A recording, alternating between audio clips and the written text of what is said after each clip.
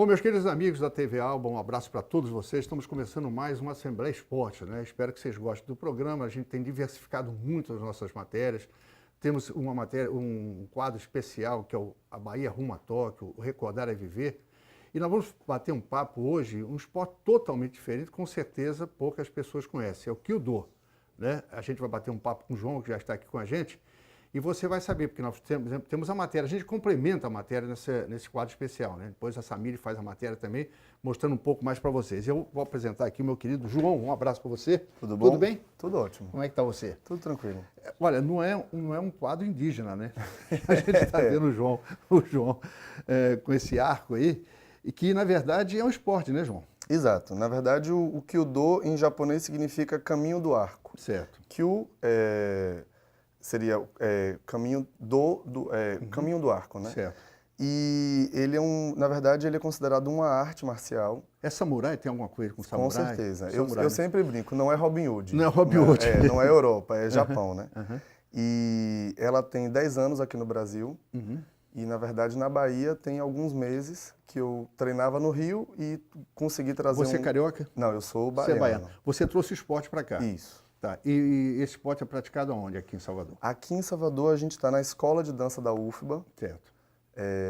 Porque, bom, o arco ele tem Sim. 2 metros e pode aumentar e ter 2,40 metros. Uhum. Então, a gente precisa de um lugar que tenha um pé direito alto. Certo. Então, O arco e flecha, que geralmente se conhece, é um arco menor. sim. Por que esse arco é maior? O que tem a ver? Qual é a mudança que ele realiza? O diferencial dele para os outros arcos é a pegada, o tamanho, claro. Existem relatos do Japão antigo, de 3.000 anos, que o arco ele já era dessa estrutura. Certo. O que hoje em dia ele tem de diferente é o material, que normalmente é fibra de carbono ou fibra de vidro.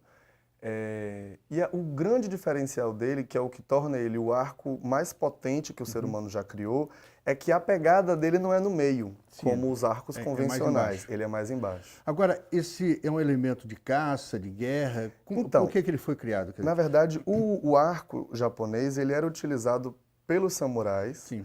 E dentro dos samurais já existia uma classe de samurais. Então você tinha os samurais mais baixos, menos graduados e samurais mais graduados.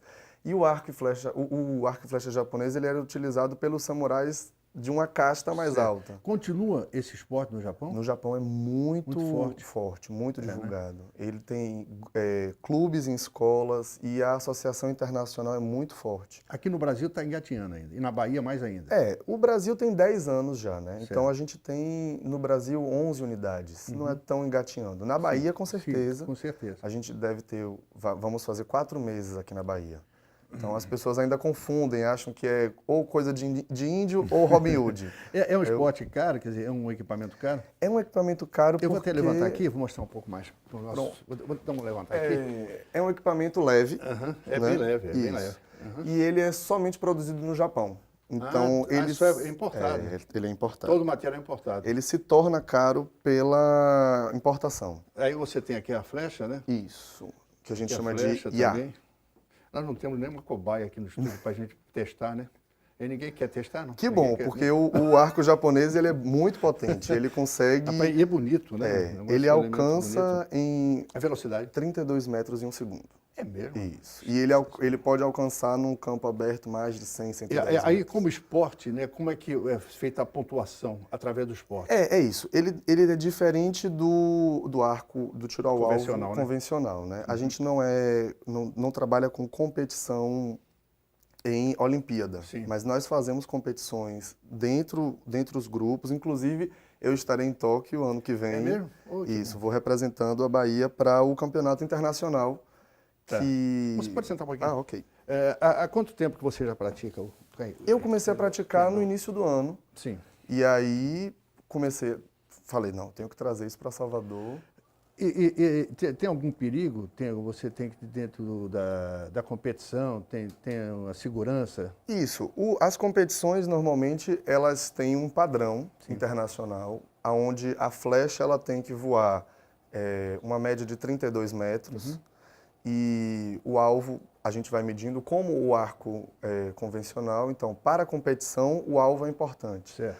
para treino diário, o alvo é consequência. Sim, entendi. Porque como toda prática japonesa, eles se preocupam sempre mais em como atirar, o processo de se atirar, do que efetivamente só sair atirando no alvo. O nosso telespectador deve estar curioso, mas vamos ter a matéria. A gente está aqui só ilustrando, batendo papo, mas a Samire fez uma matéria e você vai saber na prática como é que funciona realmente.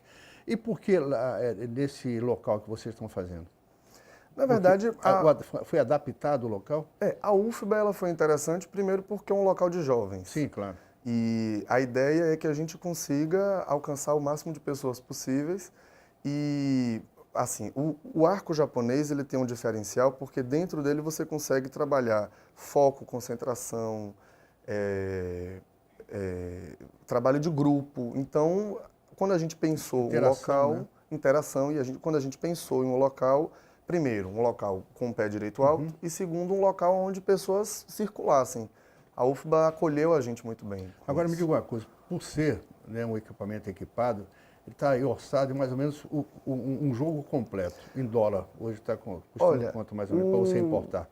Dependendo do tipo de material que você queira, se for fibra de vidro o ideal é um preço... é fibra de vidro, de carbono. Ou vidro ou carbono. São dois materiais muito bons. E você tem... Bom, a média é de $900. Não é tão caro. O material em si não é caro. A importação, é o imposto, né, que tem que se pagar, né? O imposto é alto. Para você falar. Você acha que é um esporte que vai dar certo aqui na Bahia? Eu estou lutando para que dê. Né? A gente tem pessoas, hoje a gente tem um grupo de né? mais de 10 pessoas. Isso já estão em 4 meses, 10 pessoas é interessante. Claro. A gente vai mostrar, inclusive, essa matéria aí. A importação demora muito tempo para chegar aqui ou esse equipamento já está à venda no Brasil? Não, ele não é um equipamento que está à venda fácil no Brasil, a gente importa. Então, a gente consegue de duas formas. Ou alguns praticantes que vão ao Japão e trazem, que é o que eu vou provavelmente fazer quando eu for a Tóquio, ou importação mesmo, quem tem dinheiro assim de sobra, porque é bem caro. É caro, Fica quase o dobro só para trazer. Você acha que a mulher ela vai participar, já está participando? Inclusive, muito. O Kyudo ele é um esporte muito feminino. Sim. Porque ele é um esporte de tiro à distância. Então, não exige tanta força física, assim, exige muita força de tronco. Né? A gente puxa o arco com o tronco, mas ele é muito praticado por mulheres no Brasil e no Japão. E nós vamos mostrar muito essa matéria que a nossa Samire fez, que você vai ver como é interessante, né? É um esporte totalmente diferente e eu sempre digo aqui, isso não é nada contra os outros meios de comunicação, que a gente consegue mostrar aqui na TV Alba, aqui através do nosso programa, do Assembleia Esporte, esportes totalmente diferentes, né? Que você nem sabe que ele existe, e já existe aqui na Bahia. Gostaria que você convidasse aquelas pessoas que pudessem frequentar, ir lá, como é que faz? Bom, então, vocês podem procurar Kyudo na Bahia. Kyudo na Bahia, e a gente tem uma página, a gente tem tem um site, né? Tem sites, tem toda a parte de redes sociais e tal. E lá vai ter o número, vai ter e-mail, e é só falar com a gente, marcar uma aula. Que a gente chega vai lá. lá É muito caro para fazer isso, esse esporte? Não, porque... A mensalidade? Na verdade, a Associação Internacional tem um princípio de que os professores não podem ganhar dinheiro com isso. Sim. Então, tudo é feito com eu quero treinar, nós rateamos o local, o espaço e os materiais. Eu queria agradecer muito a sua presença aqui com a gente. É um esporte totalmente diferente que a gente mostrou aqui, né, para vocês. E vocês vão ver, evidentemente, na matéria da Samire. João, outras vezes nós vamos bater um papo aqui. Vamos, com certeza. Foi bom lhe ver, viu? Bom também. Tá certo? Leva sua filha, porque sem ela você não vai fazer. Com certeza. Tá bom? Um abraço para você. Ok. Bom, Samire, vamos entrar aí. Samire hoje bateu um papo e fez uma matéria de arco e flecha, o Kyudo, né? Que a gente bateu um papo com o João aqui, um esporte totalmente diferente, desconhecido do público da Bahia. Mas é muito interessante, né, Samire? Você vai fazer decátulo. Você tem quantos esportes no seu currículo aí? Nossa, eu já fiz natação. Tudo. Não, faltam Judô, faltam muito. Falta vôlei. Me fala um pouco sobre essa matéria. O que você achou? Nossa, eu imaginei que não eram tantas, acho que você entrevistou ele, na verdade, João, que seriam tantas meninas praticando. E tem uma lá, Nina Grillo. Nina foi, inclusive, para o Japão, treinou, E é um espetáculo, ela fazendo o arco, a flecha. E o material é bonito, né? É lindo, A gente né? mostrou São agora há penas. pouco pra vocês, E a né? coisa é que eles ficam mais assim para a gente pegar ali não pegar na pena. Eles têm um cuidado enorme. Que é uma coisa muito bonita, né? O visual é legal. E o que você achou o clima lá? Porque o João disse o seguinte, já tem 10 pessoas que já estão praticando. Você sentiu que outras pessoas poderão fazer? Inclusive, eu comentei com algumas pessoas sobre o Kyudo e várias pessoas, e essas pessoas falaram, né, da vontade de ir, de conhecer, e realmente confundem com arco e flecha o Kyudo. Mas por ser um esporte interessante, diferente, eu acho que ele vai engajar Vai mesmo já aqui em engajar, né? Salvador. Então vamos ver a matéria que a Samiri fez. É muito interessante a matéria, porque a gente fez entrevista, a gente mostrou os equipamentos, mas vamos mostrar em loco, lá no treinamento. Vamos lá.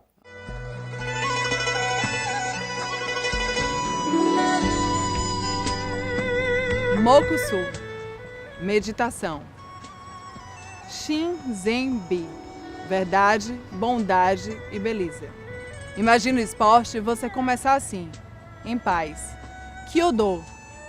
É sobre esse esporte que vamos começar nessa semana no Assembleia Esporte. Kyudo, caminho do arco, ou, como se costuma falar, caminho do guerreiro. Pode parecer estranho para quem vê o arco e a flecha como uma arte marcial, mas é uma prática que nasce dos ensinamentos da tradição zen budista, que tanto influenciou as artes orientais no Brasil. No Kyudo, o objetivo não é acertar a flecha em algum alvo, mas por meio da concentração e manuseio do arco e da flecha, atingir a harmonia pessoal e espiritual.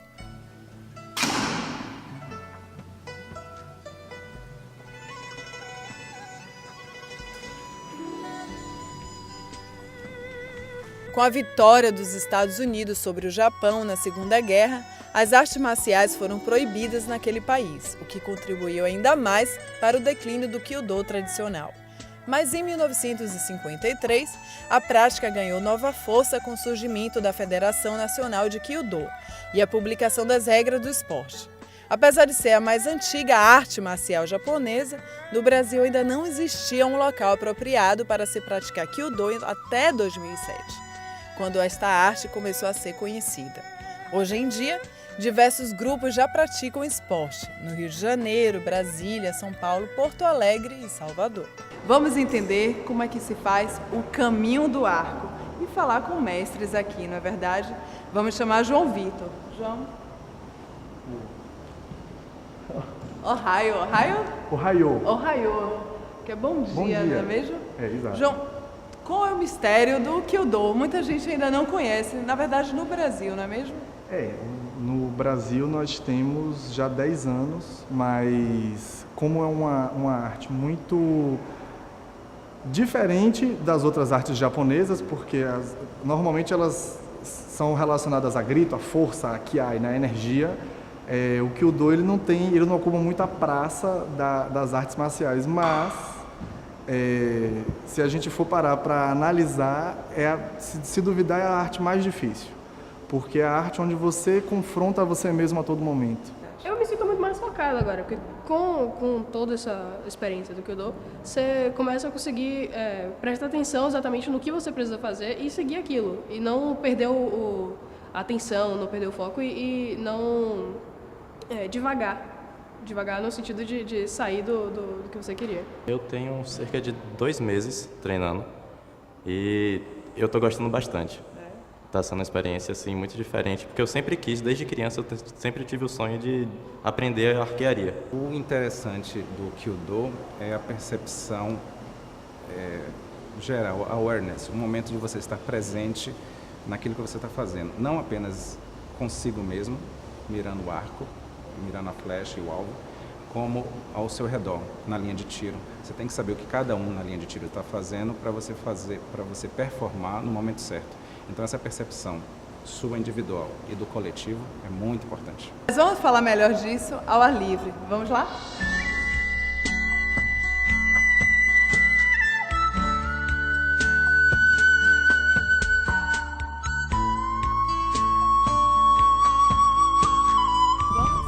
Vamos ver como é que se joga, como é que é a palavra Como se certa? atira. Como se atira o Kyudo. É lindo, né? Vamos? Bom.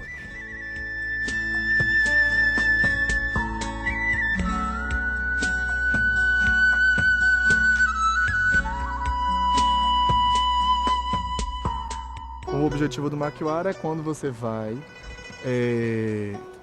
e se preocupa na forma de como é feito tudo, né? Na sua forma pessoal.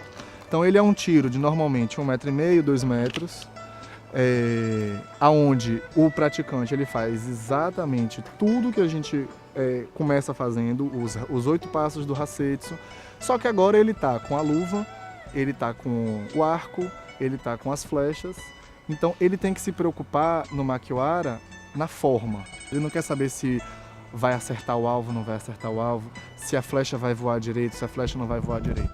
Ele só se preocupa em, eu estou atirando bem, porque depois do que a gente começa os treinos, o primeiro treino de tiro que a gente faz é no Makiwara, para depois a gente começar a atirar a 28 metros.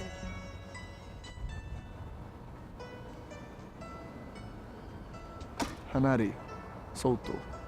Será que o meu coração foi puro o suficiente para o meu tiro ser puro o suficiente e eu ter acertado de forma eficiente e bonita? A verdade é, será que o meu tiro foi verdadeiro o suficientemente para que as pessoas que me olham vejam a real forma do meu coração? Antes de iniciar os treinamentos, é sempre bom observar uma aula para verificar se Kyudo é aquilo que se espera. Aqueles que praticam artes marciais dinâmicas, às vezes, não se adaptam ao estilo mais estático do Kyudo. É importante ressaltar que este esporte é uma arte marcial, hein? Independente de qualquer religião. Então agora, respira fundo e vamos praticar!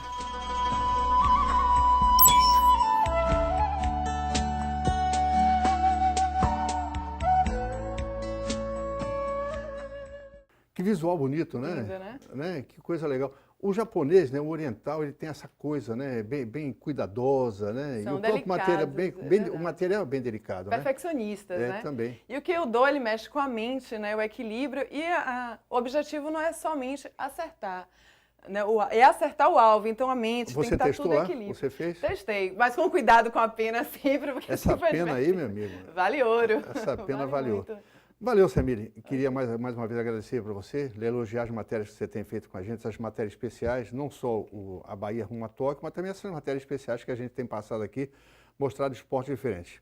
Um abraço para você, obrigado. Até a próxima. Tá? Até a próxima. Ora, vamos ter nosso intervalo e voltamos já com o nosso quadro A Bahia rumo a Tóquio 2020. Fique com a gente, nós voltamos já.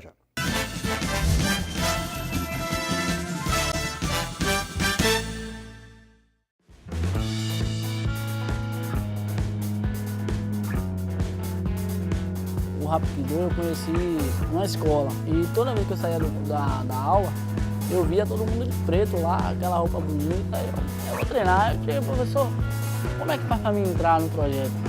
Ele disse, vier na próxima aula, eu trago um comando para você. Aí eu comecei a treinar, já saía da escola, já era no pátio, já descia de kimono. No meu primeiro exame de faixa eu recebi meu primeiro elogio, eu queria treinar todos os dias. Em 2013 teve o primeiro campeonato baiano. E quando eu fui nomeado campeão baiano, aí eu comecei a focar, eu falei, não, eu quero mais, eu vou conseguir mais. Aí cheguei em casa, minha mãe, eu ganhei 6 medalhas, todas as modalidades que eu participei, eu ganhei. Eu fui pro brasileiro, ganhei 2 medalhas de ouro. E eu tinha um sonho, né? Eu queria ser faixa preta, eu dizia não. Eu via aquela galera de branco lá, os professores na mesa, eu ficava nervoso, eu falei, não, um dia eu vou chegar lá. Fiz o meu exame de faixa para faixa preta aqui no Projeto Esporte Cidadão. O mestre acreditava que eu ia ser professor um dia, disse, rapaz, você vai ser um bom professor. E eu treinei, e mudou totalmente, mudou meu jeito de pensar, mudou meu jeito de falar. E hoje eu tenho um sonho que é montar um projeto, o meu projeto. O Hapkido ocupa a mente do jovem. O brilho do esporte transformou a minha vida.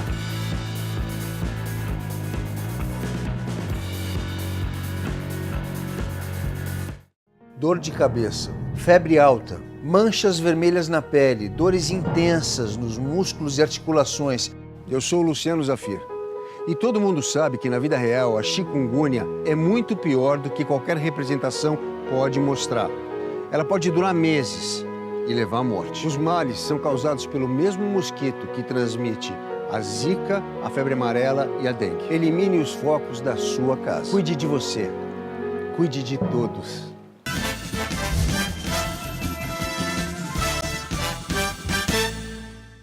Bom, no segundo bloco do programa de hoje, do Assembleia Esportes, é o nosso quadro A Bahia Rumo a Tóquio 2020. A gente criou esse quadro para criar uma expectativa altamente positiva nos esportes olímpicos da Bahia, nas federações, né?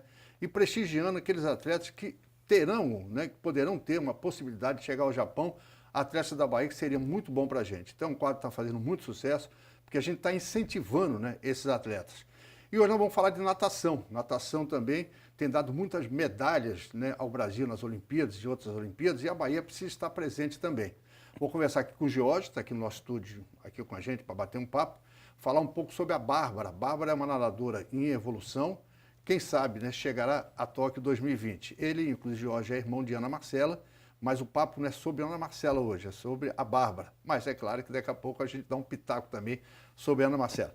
Jorge, um abraço para você, que bom você estar aqui com a gente. Vamos falar um pouco de natação, né? A natação que o Brasil sempre tem feito muito sucesso, né, nas Olimpíadas, tem ganho sempre muitas medalhas.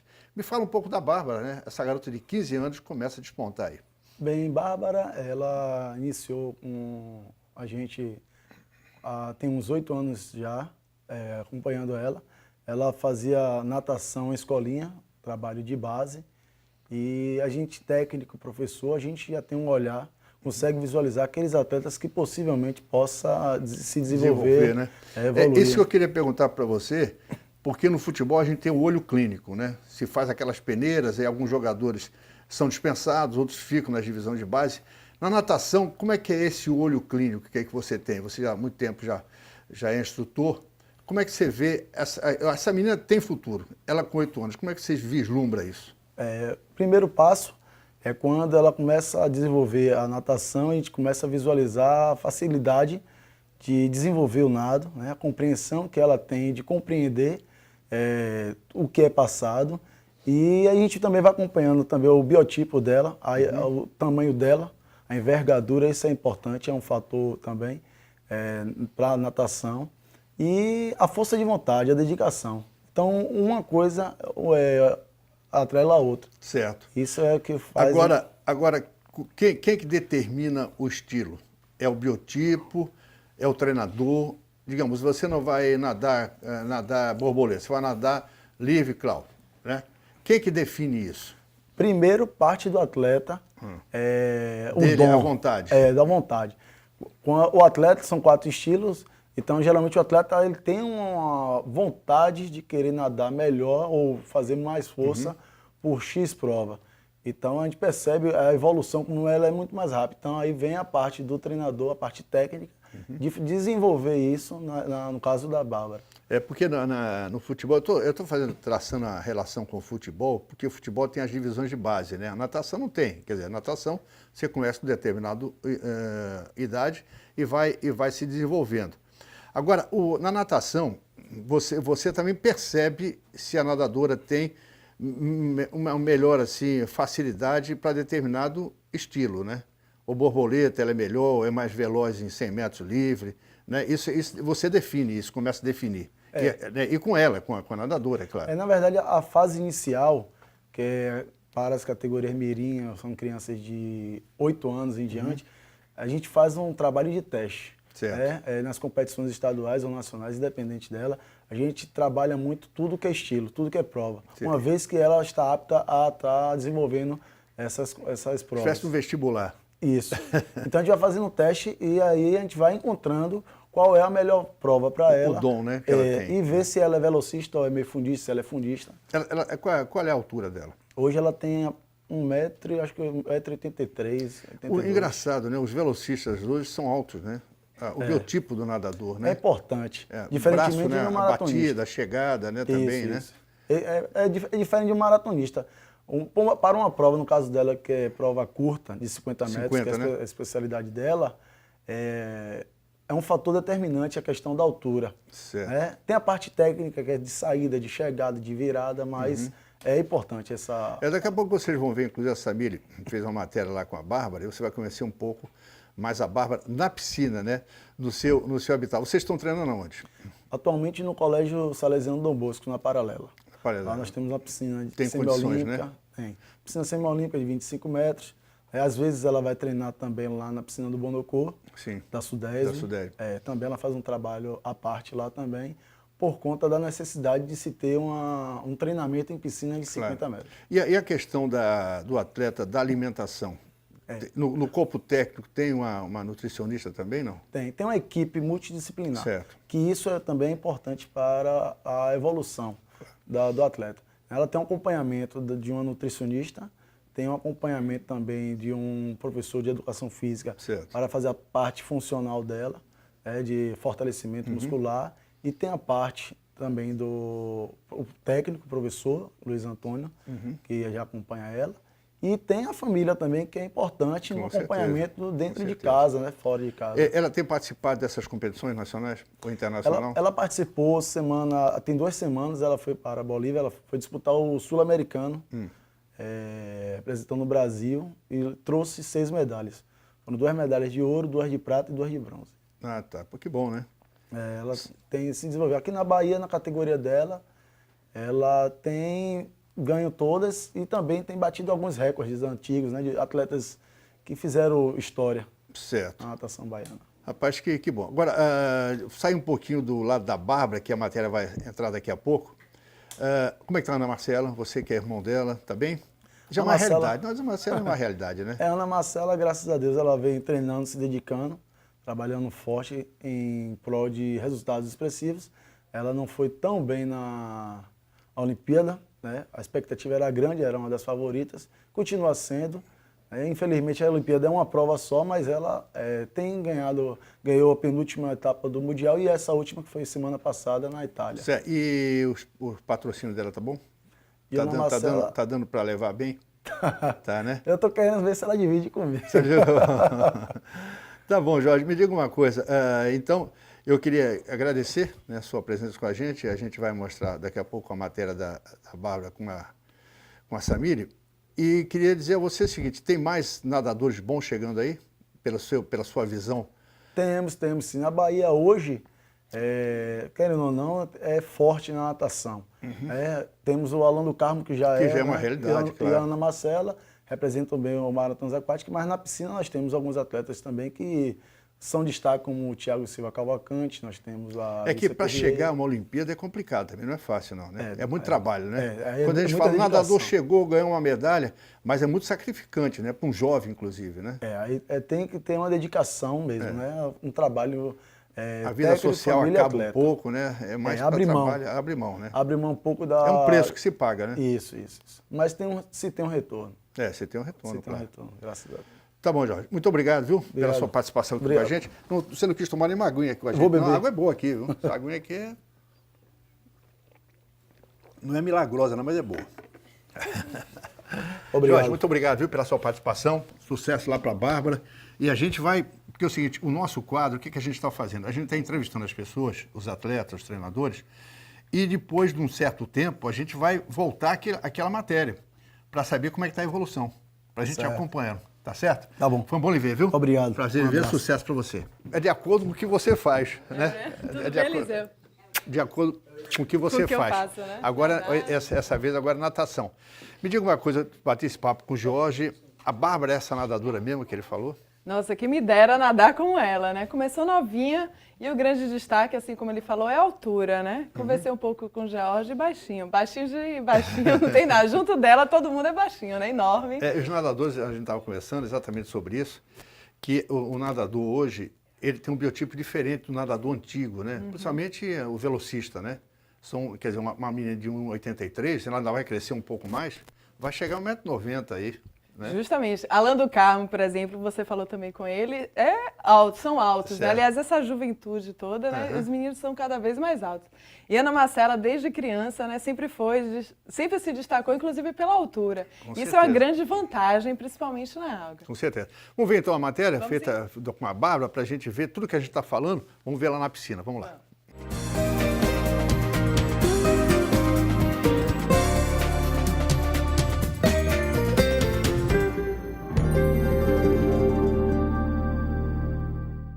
No quadro A Bahia Rumo a Tóquio desta semana, vamos falar com a atleta Bárbara Gonzaga, acompanhar a rotina de treino dela. Aliás, subir ao pódio já não é uma novidade. Ela já bateu mais de 8 recordes absolutos.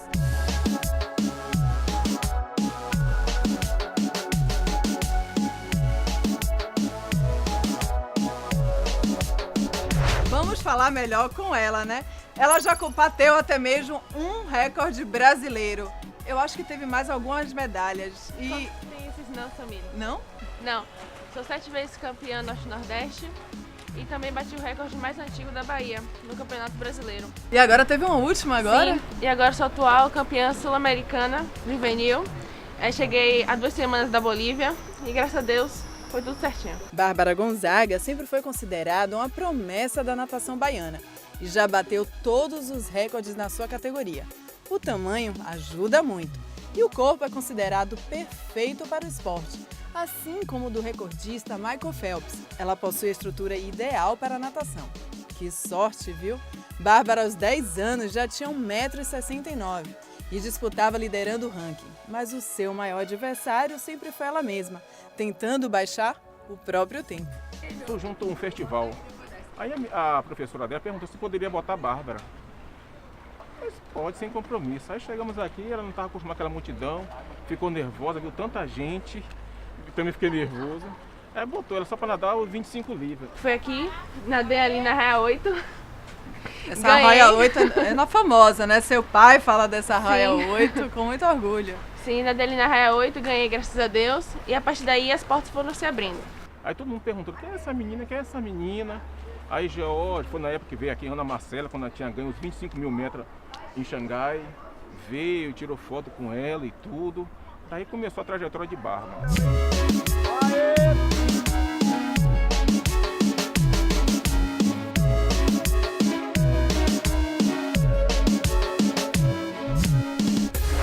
Luiz Antônio Menezes, mais conhecido como Baixinho. Será Baixinho? Me conta aí esse apelido. Meu 1,85 m me deu esse apelido.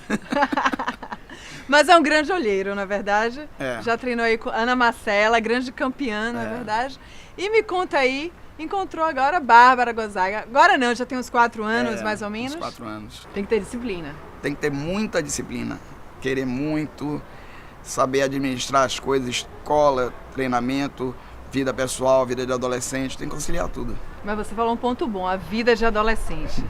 É. Bárbara começou muito novinha. E abdicar essa parte de adolescente prejudica, é bom, faz bem? Me conta aí. Não, faz bem porque esses atletas de alto rendimento, eles conseguem ajustar essas coisas. Eles vão para as festas, vão para os 15 anos de colegas. E aí, paquerinha, tem o pai deixa? Ó, não, o pai já disse não ali. E aí? Não, por enquanto não tenho não. Por enquanto tô mais assim, pai nos fica no estudos. pé, né?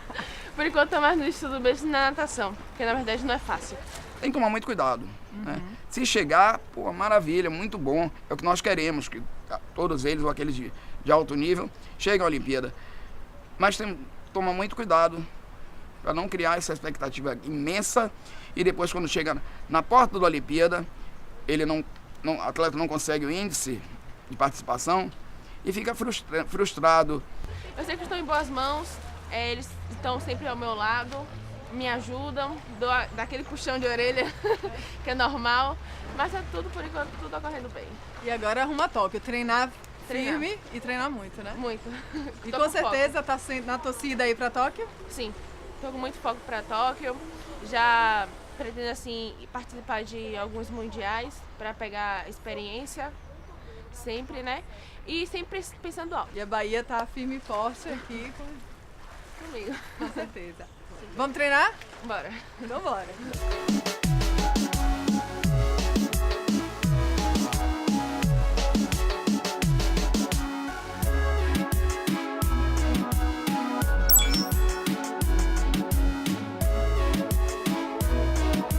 A Bahia rumo a Tóquio 2020. Gostei muito, viu? Gostou? Matéria muito legal. Ela é alta mesmo, hein? Ela é enorme, né? Ela é Ficou uma enorme. tampinha Você junto ficou uma dela. tampinha perto dela. Eu quero desejar a você, viu, Bárbara, que você seja muito feliz aí com o Jorge tá orientando você, que você chegue a Tóquio 2020. Tomara você chegue. Então a gente vai fazer outras matérias com você na sua evolução, né? para até chegar lá. Gostei da matéria, Gostou? como sempre. Obrigada, Eliseu. E como você falou aqui, nós vamos tentar retornar com todos os atletas Claro, aí, pra ir, né, principalmente acompanhando, né, Esse a é o primeiro evolução. rumo e vai arrumar Tóquio 2020, com É certeza. isso aí.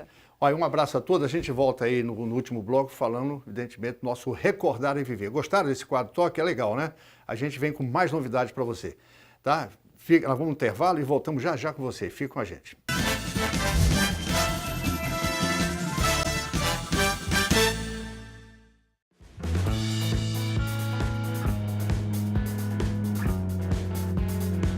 O Rapidô eu conheci numa escola e toda vez que eu saía da aula, eu via todo mundo de preto lá, aquela roupa bonita.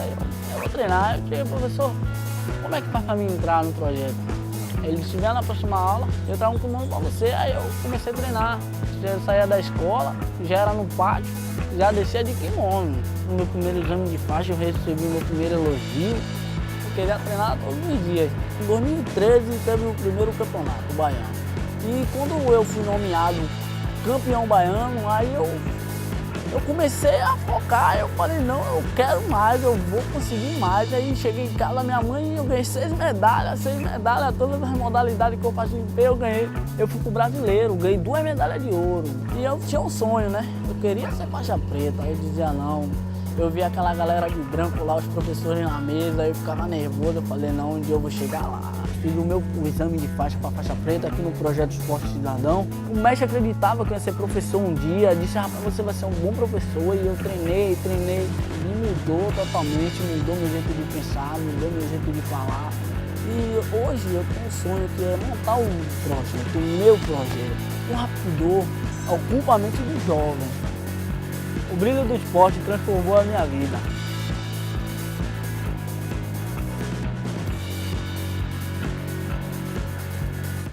Família, trabalho, filhos, marido. Então você nunca tem tempo. E aí um dia o tempo escapou de minha mão. Eu perdi muito sangue. Então se não houvesse pessoas que perdessem seu tempo doando sangue, eu não estaria aqui agora conversando com você.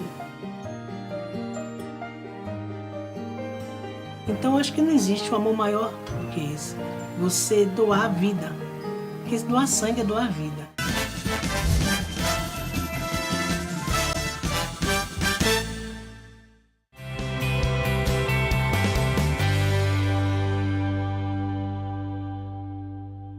Bom, no quadro de hoje, o nosso Recordar e Viver, um quadro, inclusive, que eu tenho agradecido muitas pessoas que têm mandado correspondência para a gente aqui para a TV Alba, porque a gente está contando a história do futebol da Bahia, do esporte amador da Bahia, que hoje é esporte olímpico, né? As arbitragens, os dirigentes. Você que tem abaixo de 40 anos, né? Menos de 40 anos, você vai conhecendo aquelas pessoas que fizeram a história do nosso futebol, do nosso esporte da Bahia como um todo. E muitas pessoas têm elogiado muito, porque pessoas há muito tempo, né, que os torcedores não viam, estão vendo através do nosso Recordar e Viver aqui na TV Alba, aqui no nosso canal esportivo Assembleia Esporte. Hoje eu tenho um convidado também muito especial, como todos são muito especiais, meu querido Emo. Emo começou a jogar no futebol no Redenção, fez muito sucesso, foi um dos ídolos da torcida do Bahia nos anos 80 e um jogador que ganhou muitos títulos pelo Esporte Clube Bahia. Hoje está aqui, hoje faz parte também do sindicato de jogadores e tem orientado aqueles mais jovens, né, aqueles mais novos. Emo, um abraço, que bom que você está com a gente aqui hoje. Obrigado, Eliseu. É um prazer estar aqui com você. Recordar e viver, né? E eu fico satisfeito de estar vendo que você está colocando... Prestigiando, né? Prestigiando também, colocando os jogadores que, na verdade, não tem muito espaço. E fizeram história, né? E que fizeram histórias e para contar as histórias realmente... Para que o nosso telespectador entenda, o futebol, na época que se jogou um pouco mais lá atrás, não tinha esse salário, né? Não tinha essa visibilidade de televisão, não tinha, quer dizer, o jogador jogava e ganhava muito pouco também. Hoje não, hoje o jogador, a gente tem aí salários astronômicos, mas naquela época não tinha a televisão, aos poucos a televisão foi chegando, e o patrocinador também. E o mês no Bahia, no Vitória, naquela época, tinha 90 dias. Para receber o salário era uma briga de foice. Hoje não, hoje o sindicato defende, enfim, as coisas acontecem. Desculpa. Mas me conta um pouquinho da sua história. Você começou no Redenção, né? Eliseu, na verdade, o meu início foi no Leônico, né? No Tive Leônico, o prazer de jogar até com você ainda. Foi lá no Leônico, no início de minha carreira. Bem no início. Bem no Eu início. já terminando. 77, se não me engano. E logo depois o Leônico não me deu a oportunidade que eu precisava, porque na época o presidente não gostava de jogador. O nosso grande Guimarães. Ele não gostava muito de jogador novo, entendeu? Então eu não tive essa oportunidade, parei, desisti. E depois voltei ao Redenção. Já nunca fui de base, né? Porque eu nunca tive divisão de base. E não tinha aquela época também, né? Tinha que já tinha infantil, juvenil, né? Bahia e Vitória tinha muita divisão de base. E quando eu fui pro Leônico, na época, eu fui pro juvenil. Sim. Só que o campeonato tinha terminado e eu aí passei a fazer parte do elenco profissional. Então, mas a minha carreira não foi muito fácil, não. No Redenção você jogou com o Valmor, né? Jorge Garcia, Rubem, Dadá, japonês, Manchinha. O Rubens era muito bom jogador, né? Meia esquerda, né? Só tinha time bom naquela época. Time eu me lembro, inclusive, a equipe do Redenção, quando jogava com Bahia e Vitória, eram jogos duros. Né? Endurecia mesmo, eram jogos duros. Nós chegamos em 80 nós chegamos a ganhar do Vitória, 2-1. Não jogamos contra o Bahia, na verdade, o Bahia tirava 5 jogadores que tinha emprestado à Redenção. Então, quando chegava no jogo contra o Bahia, esses jogadores não podiam jogar. E a sua história no Bahia? Foi a partir de que ano, Emo? Olha, eu fui para o Bahia no final de 80, o Bahia perdeu o título, né, de 80, então cheguei lá no início de 81, graças a Deus, saindo da Redenção da equipe pequena, onde todo mundo achava que os jogadores de time pequeno não vingavam no time grande, né? O Osório Vilas Boas, para quem não conheceu, foi um grande presidente do Bahia, e ele dizia isso, a camisa do Bahia pesa. Mas não pesou para você? Na verdade, isso eu acho que mudou, né? Era uma máxima que ele tinha. Depois de minha chegada, aconteceu diferente, né? Eu fui 5 vezes campeão pelo Bahia, tive uma fase muito boa, tive várias vezes até para chegar até a seleção, fui ainda sondado, um jogador sondado para a seleção. Eu tenho recorte de placar que a torcida do Bahia e tanto os dirigentes exigiu a presença do treinador aqui para uma convocação, mas naquela época era muito difícil. Os jogadores do Nordeste só foram convocados depois do título do Bahia de 88. Sim. A partir daí, fiquei alguns jogadores... O Nordeste não era visto, né? Porque não tinha televisão fechada, né? As pessoas, para ver o jogador, tinham que vir aqui. Mas, na verdade, eu tive uma fase boa no Bahia, graças a Deus. Eu me lembro. Olha, vocês estão sentindo, talvez, um ambiente... Nós estamos num ambiente externo, não estamos dentro do estúdio, né? Às vezes um barulhinho pode aparecer no seu áudio aí, mas nós estamos, evidentemente, num ambiente externo. Agora, Emo, qual foi a grande fase que você teve no Bahia? Qual foi o ano melhor que você desenvolveu o seu futebol no Bahia? Eliseu, eu tive o ano de 81, foi um ano muito bom, foi o meu primeiro ano. 82, eu fui, esses anos eu sempre fui o segundo, terceiro melhor jogador do ano. Certo. Perdia para Léo Oliveira, que geralmente era também, né? Era o primeiro. Nós tivemos meio de campo com Elinho e Emiléo, que ficamos 4 anos e ganhamos 4 títulos. Sim. 83 foi um ano que eu tive uma fase muito boa. Eu tenho um recorte de jornais, onde o treinador Paulo Amaral, ele fala que o Bahia tinha que ser 10 Emo e um goleiro. Então, era uma fase que eu tive muito boa de 83. E fiz o gol de título também. E a característica do Emo era um jogador, ele trabalhava, parecia uma formiguinha dentro de campo, né? Você vê que ele é um jogador que mantém o seu físico, né? Ele tem um biotipo de um jogador, ele tinha exatamente esse físico e corria muito dentro do campo, né? Você era aquele jogador que hoje tem poucos jogadores com essa condição física inata do Emo. Você correu o campo todo, né, Emo? Eu me recordo além de eu ter, chegava bem na área, voltava, eu né? sempre fui um jogador que me preparei fisicamente, entendeu? Eu sempre, se for buscar uns treinamentos físicos, eu sempre era o primeiro. E o biotipo ajuda também. E me preparei porque eu estava saindo de um time pequeno e não queria voltar para o Redenção.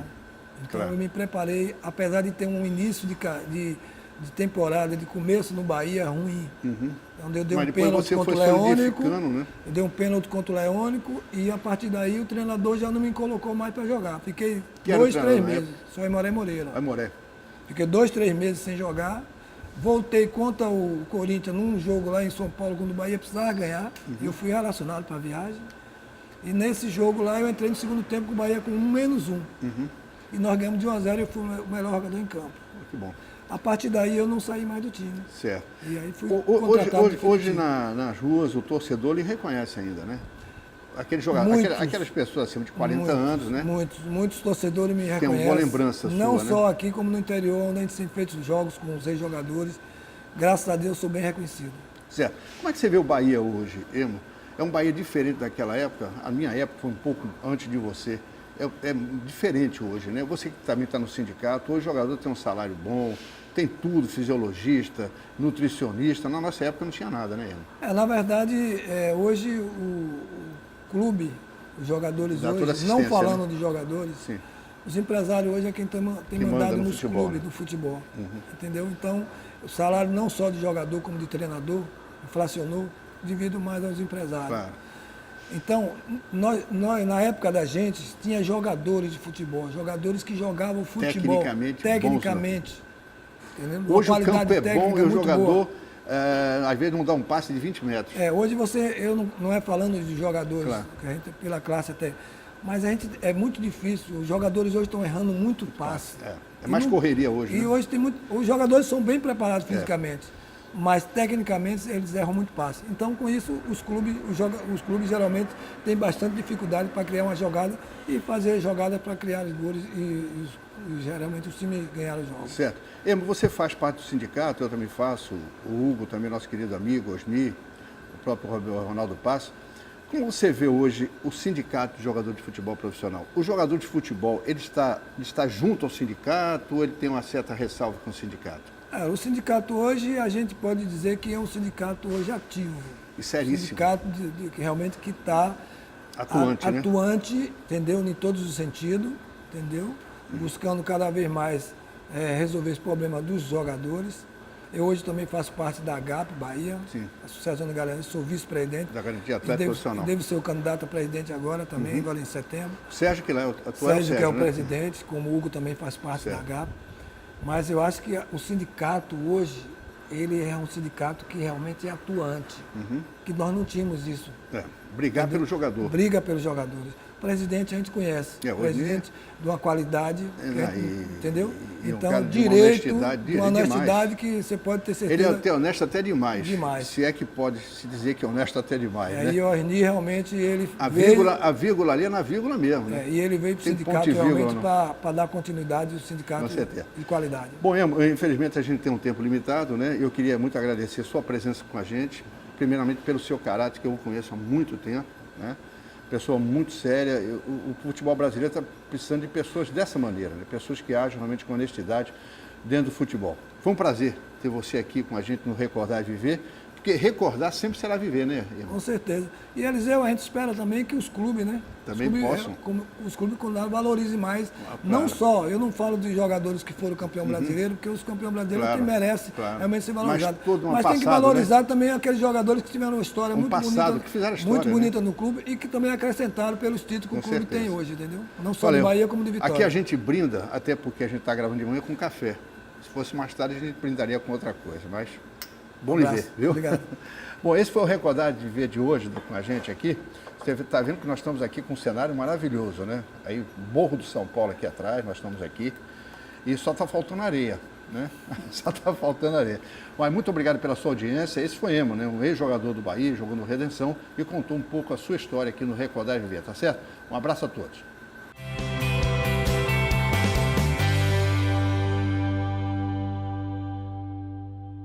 Bom, espero que vocês tenham gostado do programa de hoje. Esse bate-papo com o Emo foi muito legal. Muita gente não conhecia, né, um pouco da história do Emo, que foi ex-jogador do Bahia, jogou na equipe do Redenção também, uma equipe muito antiga aqui de futebol da Bahia. Então, espero que vocês tenham gostado do programa de hoje. A gente sempre procura trazer para você coisas novas, né? Coisas, esportes, que inclusive você não vê em outras emissoras, você vê aqui na TV Alba através do Assembleia Esporte. Olha, um abraço a todos, tá? Até a próxima. Tchau, tchau.